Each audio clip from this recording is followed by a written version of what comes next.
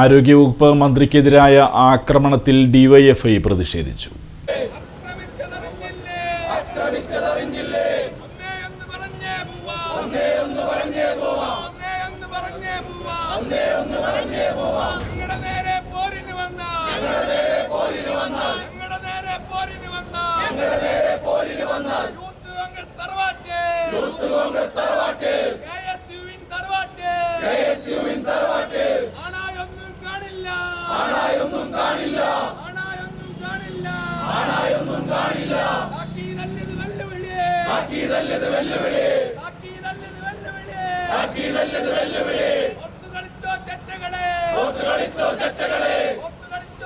ആരോഗ്യവകുപ്പ് മന്ത്രി വീണ ജോർജിനെതിരെ KSU youth Congress പ്രവർത്തകർ കണ്ണൂരിൽ വെച്ച് നടത്തിയ ആക്രമണത്തിൽ ഡിവൈഎഫ്ഐ കൊടുങ്ങല്ലൂർ ബ്ലോക്ക് കമ്മിറ്റി പ്രതിഷേധിച്ചു. പ്രതിഷേധ പ്രകടനവും പൊതുയോഗവും നടത്തി. ചന്തപുരയിൽ നിന്ന് ആരംഭിച്ച പ്രകടനം നഗരം ചുറ്റി വടക്കേനടയിൽ സമാപിച്ചു. സിവിൽ സ്റ്റേഷന് മുന്നിൽ നടത്തിയ പൊതുയോഗം ജില്ലാ സെക്രട്ടേറിയറ്റ് അംഗം PH നിയാസ് ഉദ്ഘാടനം ചെയ്തു.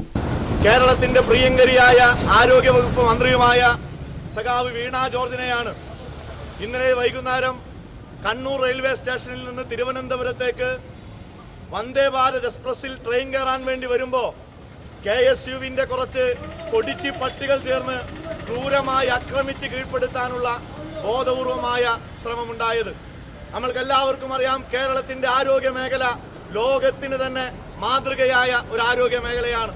ഇന്ത്യക്കകത്ത് മറ്റ് സംസ്ഥാനങ്ങളിൽ നിന്ന് വ്യത്യസ്തമായി വിപുലമായ പൊതുജനാരോഗ്യ സംവിധാനം ശക്തിപ്പെട്ട സംസ്ഥാനമാണ് നമ്മുടെ കേരളം.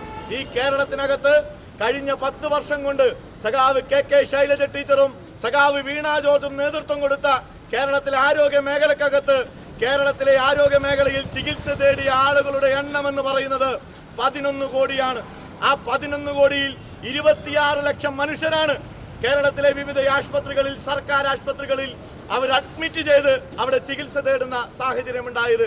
ആ 24 ലക്ഷം പേരിൽ 44 പേർക്കാണ്, എത്രയോ ചെറിയ ശതമാനമാണ് മെഡിക്കൽ നെഗ്ലിജൻസിന്റെ ഭാഗമായി, ചികിത്സാ പിഴവിന്റെ ഭാഗമായി പരാതികൾ ഉയർന്നു വരുന്ന സാഹചര്യമുണ്ടായത്. ഈ 44ൽ 36ഉം മെഡിക്കൽ കോളേജുകളുമായി ബന്ധപ്പെട്ടിട്ടുള്ളതാണ്. നമ്മൾക്കെല്ലാവർക്കും അറിയാം, കേരളത്തിൽ ഏറ്റവും കൂടുതൽ ചികിത്സാ പിഴവ് നടക്കുന്നത് സ്വകാര്യ ആശുപത്രികളിലാണ്. സ്വകാര്യ ആശുപത്രികളെ വെച്ച് പരിശോധിക്കുമ്പോൾ കേരളത്തിലെ സ്വകാര്യ ആശുപത്രികളിൽ നടക്കുന്ന ചികിത്സാ പിഴവെന്ന് പറയുന്നത് 100ൽ 33% കേരളത്തിൽ സ്വകാര്യ ആശുപത്രികളിൽ ചികിത്സാ പിഴവ് നടക്കുന്നു. CK ഹാരിസ്, CS സുജിത് എന്നിവർ സംസാരിച്ചു.